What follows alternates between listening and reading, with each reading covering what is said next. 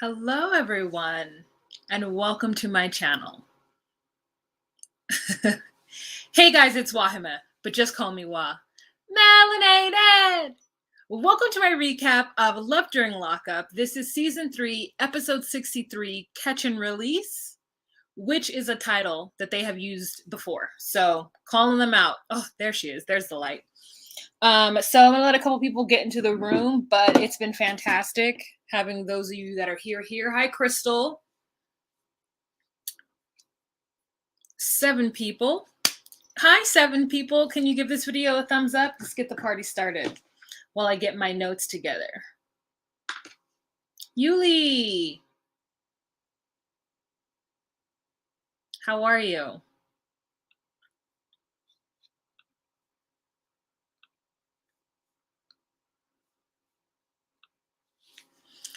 Hi, Mickey. How are you?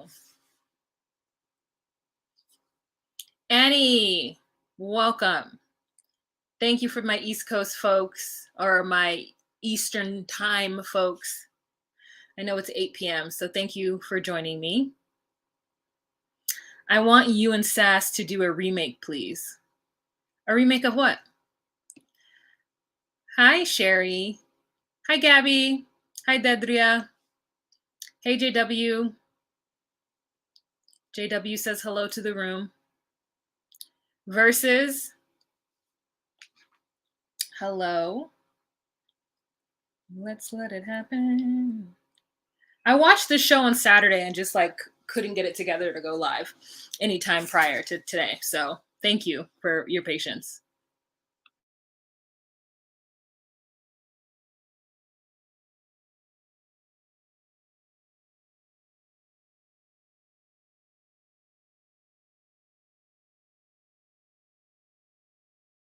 Okay, I just put myself on mute for that.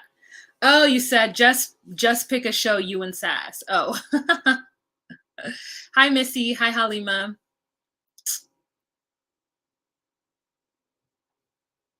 Hello, Misaela. Misaela? Misela. Hello. Linjay. Hello.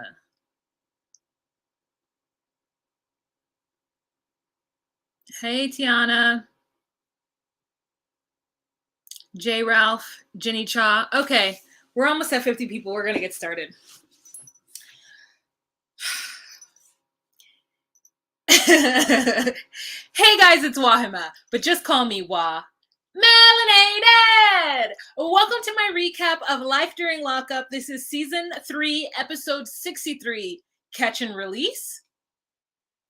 I guess this is pertaining to crazy Cruella because she has gone to that boy's house to speak with that boy's daddy about some stuff that she has no idea about, okay? Because he has been lying to her. So, okay, let's go to my screenshots and let's just start because I already mentioned them. Let's start off with Haley and Dalton. Oh, I have a new little intro. If you guys are new to my channel, my name is Wah, and I do recaps of relationship reality TV shows such as 90 Day Fiancé, Love After Lockup, and Married at First Sight. So if you would like to join the community, please go on ahead and subscribe to my channel. I do new videos every single week. All right, let's jump into our new couple. Our first couple. We are going to talk about Haley and Dalton. So, Miss Haley has decided to get to know Dalton's side of the family because if she's gonna be in his family or he's gonna be a part of her and Hendrix, then being with his family makes her feel closer to him. Now, Dalton is like, don't talk to my dad, that's not a good idea. And Haley's like, we're family, so I'm gonna do what I want. So she meets with Dalton's father, who apparently is in a fancy neighborhood. When she drove up, it looked like a regular neighborhood. It didn't look fancy, but she was like on the other side of the tracks and was real nervous. So she gets to this man's house and he comes out. His name is Dale. They have a hug, you know. Dale is just kind of agreed to do the show, so he's being a good sport, but at the same time, he's, not going to be seen as a fool. So they sit down in the backyard and they're having a conversation. Dale asks her what she does. She says that she's a cleaning tech. A cleaning tech. Is that what we're doing? We're just adding tech at the end of any like skill that we have now? You're like a nail tech. You're a cleaning tech. You are a 7-Eleven tech. You're like a POS tech. That's like point of sale. So anybody who's behind a cash register, they're a tech. They're a point of sale tech. Okay. We're no longer cashiers. We're no longer, I have a cleaning company, or I'm a business owner. I clean houses, or I'm a maid, like nothing like that. We are now techs. So get that through your head, you guys. If you have a job, you can just add tech at the end of it. And that's what you are. So Dale says that he used to, before the pandemic, drive choo-choo trains. And I wonder what happens when he normally tells people that he is a conductor or a train engineer or whatever it is. Because I've never heard a grown man tell another grown person that they drive choo-choo trains. Is it that when he said, "Oh, I drive a train," people were like, exactly what does that mean? You drive what kind of train? Like a subway train? You drive an Amtrak? Like, what does that mean? And he was like, "Oh, I drive a choo-choo train." Okay, no, not Amtrak, not a subway train, car, or whatever.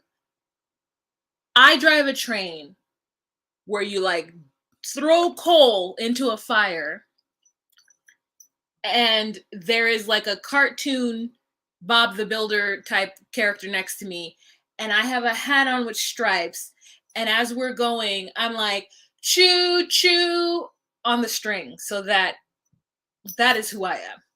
And I said, "Okay, Dale." And so he's like, "Oh, you're a cleaning tech. That's very admirable." I was like, wow, this man told this woman who is a cleaning lady that her job is admirable, meaning that he didn't have anything good to say about it. So he didn't know what to say. But besides, like, I admire that, you being a housekeeper. That's great. How admirable. I am admiring you in your occupation. So he's like, "Oh my God, have you seen my room? I mean, it needs some help." And she's like, "Well, I'll clean it for you." And he's like, "No, seriously. Have you seen my room? It needs some help. Seriously." And I was like, either he's coming on to her because somehow he wants to get her in his room. Like, why is his room jacked up and not the rest of the house? I was like, "Cruella, run." So when she starts to talk to Dale about Dalton and what their plans are, he says that the family, he's speaking for the entire family. He says we are invested in his immediate behavior right after he gets released. So basically, right after he is released, his parents are super involved in what's going to happen to him. So the idea of him paroling to her house is not something that Dalton's family would be on board with. And she's like, "Well, I'm not trying to just like take him from you guys. I'm not trying to like tell you guys that I'm just going to snatch him and you guys are never going to see him again. I'm just letting you know that I'm a part of his life and I want to be there for all of that.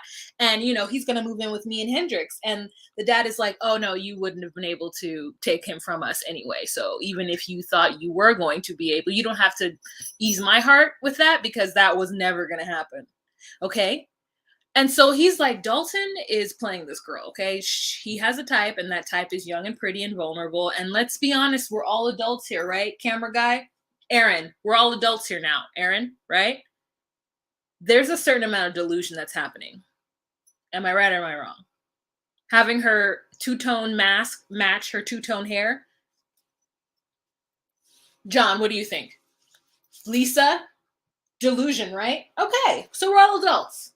So now that we're on the same page, yes, this woman is delusional, and she's not going to take my son, but it's okay if she thinks so, like whatever. So he's like, Dalton came from a very good upbringing. So the fact is that we gave him all the tools to be successful, but he chose not to take them. And I said, you know what? It just is what it is. Like, there are people who have privilege and they just don't want that life. They're outlaws. Okay. You know, we got Matt. Matt grew up in a pretty decent situation. I mean, maybe the divorce of his parents took him somewhere. Remember Matt and Caitlin, the outlaw, the tweaker? Um, Anyways, so it just happens. Like, there are some people there without anything, you've done everything you can. Dalton has made his choices. So the fact that his parents want to hold on to him and wrangle him to try to like get him to be a better person, I said, listen, from the time that someone who actually has resources and money goes to being a forger, that person doesn't want help. That person has no problems. That person is just using their mind for other things. You know what I'm saying?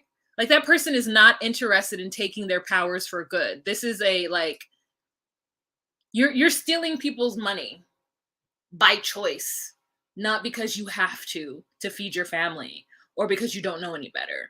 You are making a choice. So to me, I'm like, you're not going to save that kid. He's not even a kid. He's a grown man. And Haley really thinks that he's going to come out of prison and like be this insta father. And the dad's like, no, Dalton is not ready for that insta family. And Haley's like, when Dale said that about Dalton, I thought, what a pile of crap. Okay. What a pile of BS, because why doesn't Dale just follow his own advice? And I said, if you're going to make an argument, Haley, make it make sense. She's going to say that Dale has no right to talk about Dalton's ability to jump in and be a husband and a father because he didn't do what he was supposed to do. And I said, one, you don't know what Dale did.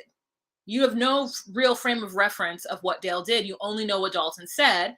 Two, just because somebody did a shitty job as a parent, that doesn't mean that they aren't going to be able to tell whether or not their child will do a shitty job as a parent. What do those two things have to do with anything? All he's saying is that my son is not and never will be ready to just take on a full family. But Haley's like, no, it'll make sense. She said that Dalton is very mature and level-headed to where it'll just work itself out. So they don't need to plan about how he's going to do this. It's because Dalton is so level-headed and very mature. So we'll be fine. Right. Okay.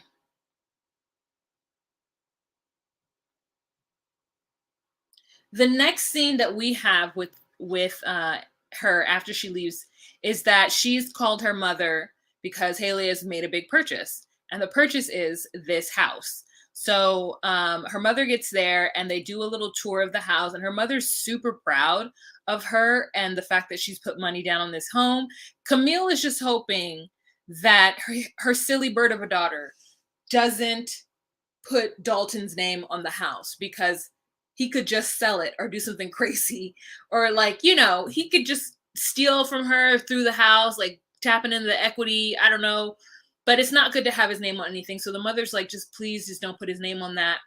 And she's like, Dalton's fancy. You think he's going to want to live in this trailer? And she's like, well, I mean, he knew I was looking for a trailer, so it should be fine. And the mother's just like, well, I'm really proud of you, Haley, but I just be really smart. And she's like, well, me, Dalton, and Hendrix, we're going to live here. And I'm happy for her too. I can't buy a house, so good for her. Even if it is a trailer, like, it's still hers. I think it's really cute. All right. So the next couple that we are going to talk about are these two, Indy and Harry. Okay. So we find out in this episode that she's got her baby girl, Nakoba, calling this man daddy, and our hearts drop. So they go and they do a FaceTime with this man. And Nakoba is there. She's like, hi, daddy, daddy, and look what I can do. Look at my silly faces. And so we find out from Indy that Nakoba took her time getting to know Harry. And so at first, the 2-year-old, maybe 3, no, she's 4. At first, the 4-year-old was, didn't know what to say. She would just first call him Harry. But then, as Nakoba, a fully fledged, thinking, understanding human person, made the decision to call him Papa Harry.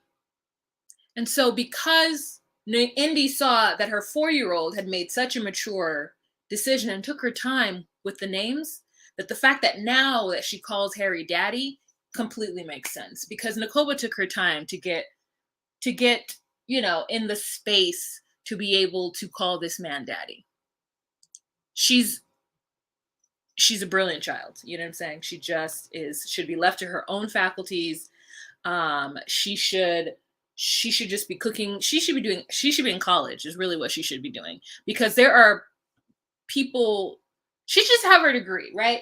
Because to be able to discern when it's time to call a strange man that your mother has put in front of your face Daddy is a really, really, really challenging thing to do. So Nakoba needs to have her IQ checked, really.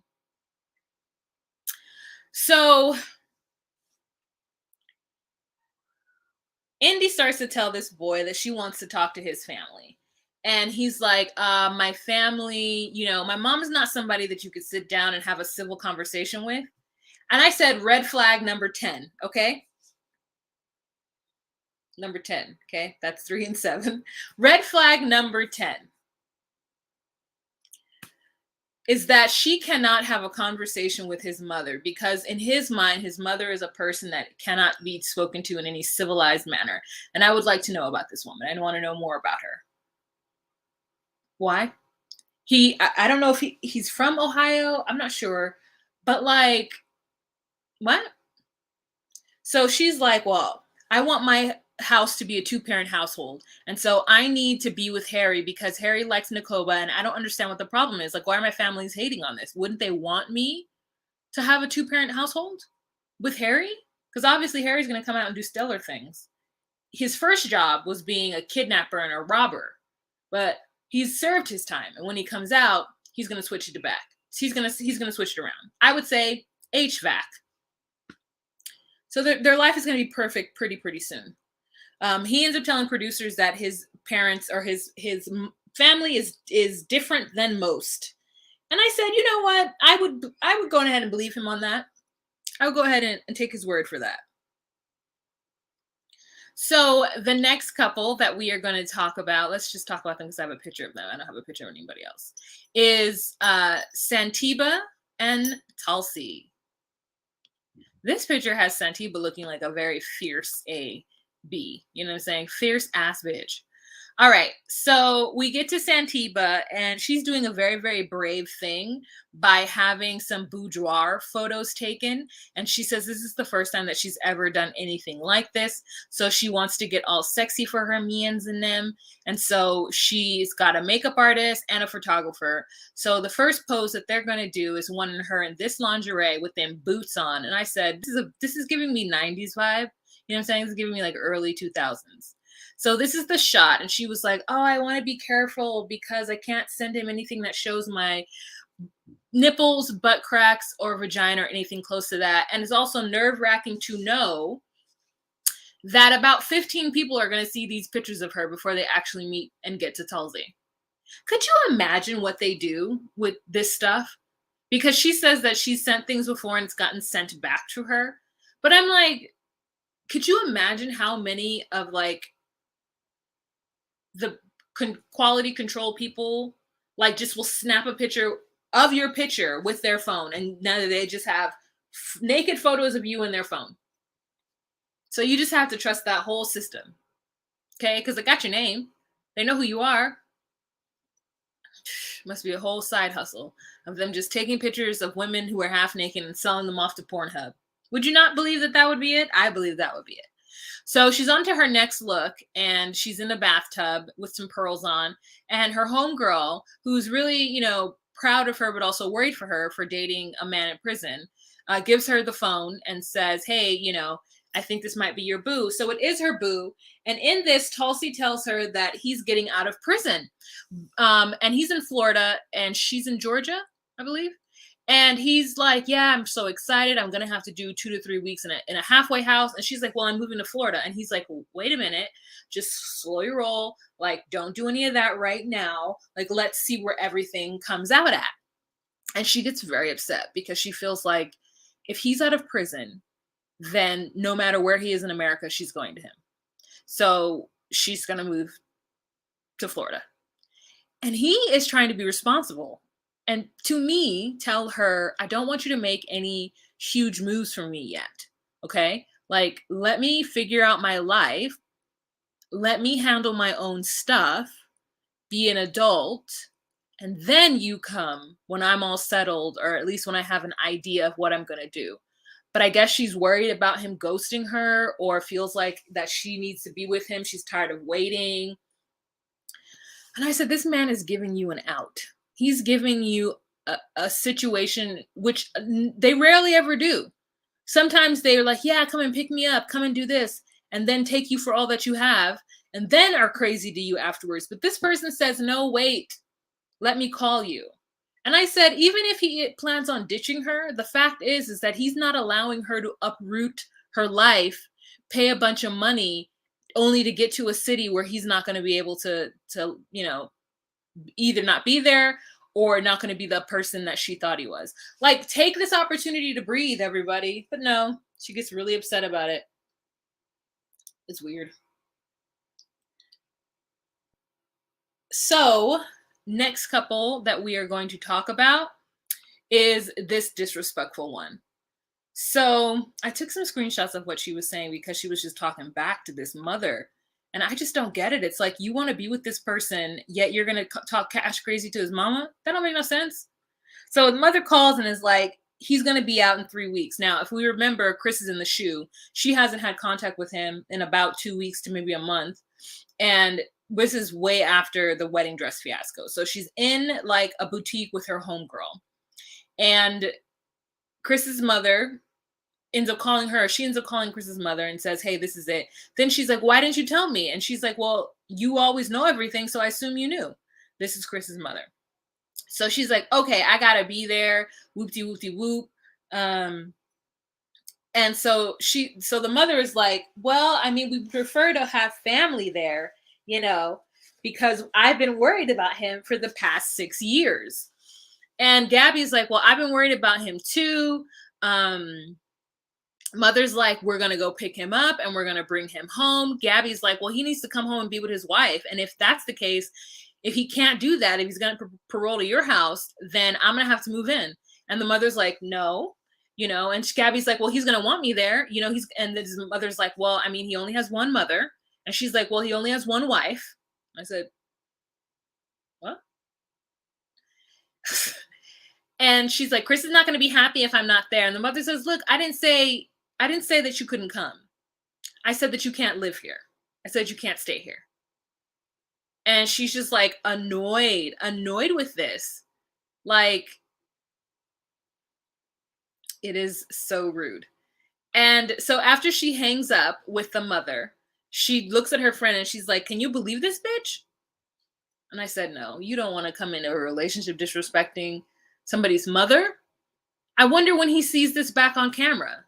Like, why in the world does she think that she can talk about this woman in that manner? I personally feel like I need to see an interaction with her and Chris, and I need to see her call his mama out her name in front of him. And I want to see what his reaction is to know whether or not, like, if his reaction isn't what I think it should be, then, listen.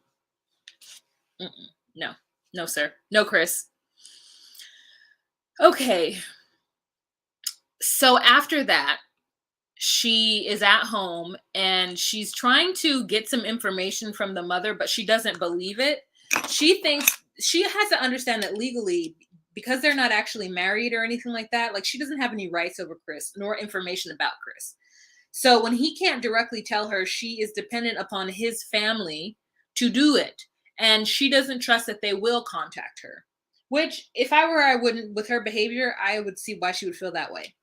So she goes three-way on the phone with the mother and the jail system and starts to ask some questions about his release, about the fact that after he gets out of prison, he might not go home. He might have to actually serve a federal sentence. And so now Gabby's like frustrated because this whole time she thought she was going to be with him and they were going to have like, have kids all of a sudden and have this perfect life, when that very well might not be the case because he might have to serve another sentence. So she's very upset in that one. But I said, you deserve what you get. I think she deserves what she gets for being rude to this lady. All right, what are y'all saying about it? Gabby is just bleh, 100%. And he's like, who begs to move into their in-laws' house? That's what I'm saying. Mother's like, I know he buys you a fancy car and he does all this stuff for you guys, but I'm mommy. How old is Gabby? She is 26, I believe. Guys, I honestly can't stand this girl. Takes the hood out of me, something I have tried hard to hide. Like, I don't like her either. Oh, I've been waiting for this because this so-called woman almost made me break my TV because of how dare you, Gabby. I want someone in Chris's fam to break her butt, even though I don't condone violence. You feel me? I feel you. Hi, El Boogie. Welcome. So let's move on to Max and Tara. So this is the crack face of the crack face that happened. I didn't even take their pictures because there's only 2 pictures of them and I didn't even take them. Anyways, so this fool, after having an argument with Alessa, the girl he's actually living with and probably is low-key his girlfriend, the one he does OnlyFans with, they're in a fight because she got really mad. And so he's staying with his friend. And he's at his friend's house and he's like, man, I can't believe this happened with Tara. I can't believe she just disappeared from my life. Like, I haven't talked to her solidly for 3 months. We know everything about each other. And like, I really didn't think that this would happen. And so the friend is like, okay, well, can you find out more information? So they end up calling the prison. Turns out Tara girl, she was released. That's why he can't find her information on their emailing website. And he is crack-faced like, I can't believe she would do that. I can't believe she just like, didn't tell me anything. And I said, really? Really? You couldn't believe that, Red Lips? He's like, I haven't been stood up since high school.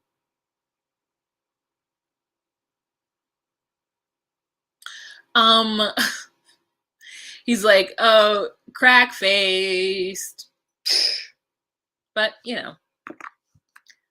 Tara was released. He doesn't know what to do. Maybe he's on to the next now. Because I feel like he has more than one girl. There's no way. All right. Am I missing somebody? Oh, Ty. Ty and Hottie. Ty was doing a lot this episode. So the first, Ty. Let me see if I can find a picture. You know her. The mortician. So in this segment, Ty meets up with some homegirls and she talks to them about her situation with Hottie and how Boston keeps playing on her phone. And Boston even calls her during this meeting. She answers the phone because for whatever reason, Mama cannot not answer that phone. She must have all of them on her at the same time and answer all of them. Like, she always needs to be available. So she answers the phone and Boston is like, why do you keep hanging up on me? I'm not trying to play with you. I'm trying to have a good conversation. So Ty was like, well, what then? That's my man. Whatever. I can't have this conversation right now. And then hangs up on her. So now we're just seeing Ty like not want to have conversations with Boston to better understand the situation because she doesn't want to feel or know or think that she's gotten played. And she's tired of this girl playing on her phone. All right. So her friends say, you know what? You need to stop, drop, and roll. You need to start this all over again. I'm going to set you up with my homeboy. I'm going to set you up with Angel. So we see a picture of Angel and he's got nice eyes and a fitted. So she's like, okay, I haven't been on a date in 4 years. I'll go out with him. So as she's pulling up to get to the spot, she like ends up talking to Hottie for a little bit, I believe, or somebody in the prison system, and then hangs up with them and then goes into this restaurant, which look at that. That is the front of the restaurant, y'all. Look at this door. Like, how do you even know where to go in? Is it like a lounge? It was weird. It was like a speakeasy. Girl, I didn't know what it was. And I said, it took her, like, that door looked heavy. That looked like a heavy door. I don't want to go inside of an establishment if I can't see what's on the inside. Like, unless it's a club or a strip club or, like, I don't know. I need to be able to see. Okay. I'm not saying it needs to have all windows, but I can't just walk blindly into a space. At least the front door should have some kind of window on it. So she gets in there and he stands up to pull her seat out. She has got the tetas out, okay? And so she then makes a big show out of pulling out her phones and being like, "Oh, you don't mind, right? I got to look at my phones. I got to check on the kids, you know." And he's like, "Okay, be a good mother." And she has all these phones and he's like, she ain't got that many kids. Like, she don't need all them phones. I don't know what what Ty's got going on, but it ain't what she's telling me right now. And so then she's like, "Ooh, you're very well dressed. And I would have picked this out if I were you. If, you know, this is really nice. Thank you so much." She's very complimentary, complimentive. She gives a lot of compliments. Like, she's good at kind of the finesse. And Angel is eating it all right up. He sees two red flags. One, after her phone rings, she gets up and walks away to go yell at Boston some more. And then comes back in and lies and says that there was an emergency at the funeral home because she tells him she's a mortician. And she's like, "I'm a mortician. Are you scared?" "Okay, good. Don't be scared." And I'm like, these are all fabricated lines.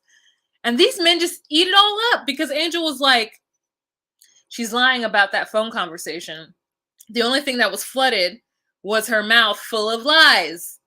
But he doesn't care because he feels like she's beautiful. So it does. I just said the currency of beauty with that generation with Ty. And like the fact that even if a man sees that she is lying, he will deal with it if he feels like his homeboys will think that the girl that he's with is hot. And not that Ty isn't hot. But what I'm saying is she's clearly crazy, at least from what he's seeing. He even says that she's very physical, that she kept like reaching over to touch him. And we saw it. We saw it. And then she's like, "Will you cut my food for me?"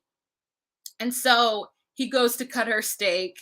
And she's like, "Oh, I haven't had anybody cut my food for me in a long time." And she's like, "This is very good. This is very good. I'm going to have to keep you, you know, and you keep cutting my steaks like that. And I'm going to have to let you cut something else." And then we get Angel looking directly at the camera. It was very well placed, very well timed. And I said, "Come on, Angel, give us a Will Smith pan to the camera." You remember when Fresh Prince, remember when Will Smith used to do it in the Fresh Prince? Whenever something truly ridiculous would happen, all of a sudden he'd look at the camera. And it's exactly what Angel did. And I said, "Come on, Angel. Good, good, good." And even in his little confessionals, he was pretty interesting. Like he's like, "I don't know what's up with Ty, but I'm still interested in whatever she's willing to put out there." And she says that, you know, she really liked hanging out with him. She looks beautiful in this shot I just got of her. Okay, this is a great picture of Ty. She's like, "I, you know, wasn't expecting," because after the date they walk out and then they make out. And she says she wasn't expecting that. But when she went and gave him a hug, she was just like rubbing on his bald head. She was being really physical. So I'm not saying, I don't understand why she didn't think that he was going to like go in for the kiss. So they went in for the kiss and she's like, "I think I'm just going to stick with inmates for now. But that was very nice to have a good date." And I said, "Well, send Angel over here onto me, okay? He's tall. He's got nice eyes. Listen, go on ahead and send Angel my way." You know what I thought was weird? Her friend was like, "Yeah, my friend Angel. Don't judge him by his name." And I was like, why would we judge him by the name Angel? I didn't get it. But anyways, how are you guys? Angel looking at the camera, he know he's gonna be a fan favorite. Yes, 100%.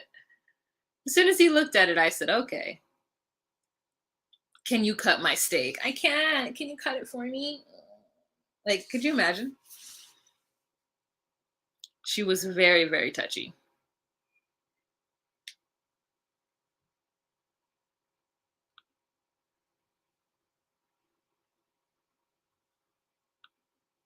Well, that means a devil in the bed.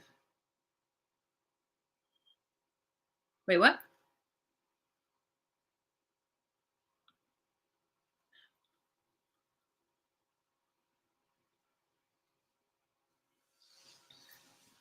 If someone's name is Angel, that means that they're a devil in the bed?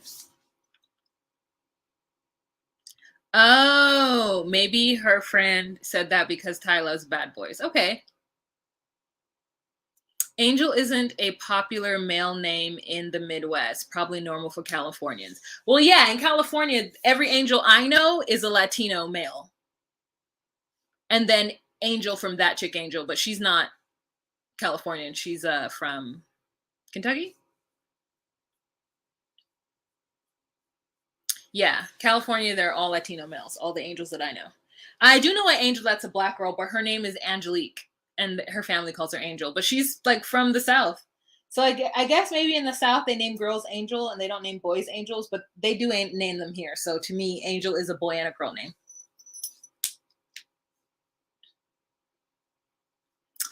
All right, you guys. So that is the end of this recap. I want to thank you guys so much for joining me. This is an interesting show. 90 Day Fiance is also interesting. What are you guys thinking of Married at First Sight? Has everybody got married yet? Did they go on their vacation yet? I mean, their thing? Let me know.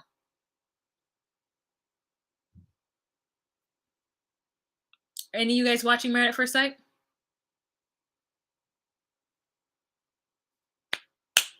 Well, if you guys are watching Married at First Sight and you're watching this not live, let me know if it's interesting. I gotta watch it. It's just like now I'm like 6 hours of Married at First Sight because they're 2 hours each.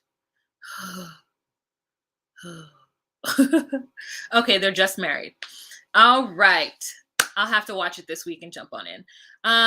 Thank you guys so much for being here. Thank you guys for supporting my channel. If you would like to drop a tip in the baby jar or tip jar, you could do so down below via Cash App, Venmo, PayPal, or Zelle. Otherwise, watch the commercials full through. I put up a video yesterday talking about 90 Day Fiance that went out on Sunday. So I'm keeping up with it. This is episode 7, and y'all have gotten a new video every week like clockwork.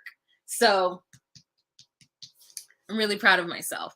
I want to thank you also for supporting me. Have a fantastic week. Remember to be you, be true, and find your place. Bye. Oh, good. They're all married. Great. Thanks, Jen.